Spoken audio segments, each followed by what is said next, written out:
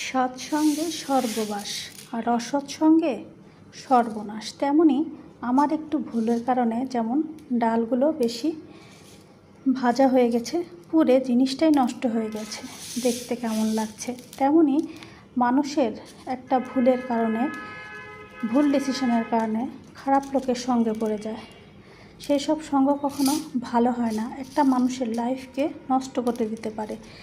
ঠিক তেমনই যে ভালো মানুষের সাথে মেশা, ভালো মানুষদের সাথে চলা, যেখানে মানুষ কিছু শিখতে পারে, ভালো কিছু হয়, ভালো সব সময় ভালো হয়। সেই জন্য অসৎ মানুষ, দুষ্ট মানুষদের থেকে দূরে থাকা। আমি কি ভুল বললাম? ভিডিওটা কেমন লাগলো অবশ্যই জানাবেন। ভালো থাকেন সবাই, আল্লাহ হাফেজ। ভিডিওটা ভালো লাগলে শেয়ার করে দেবেন, কেমন?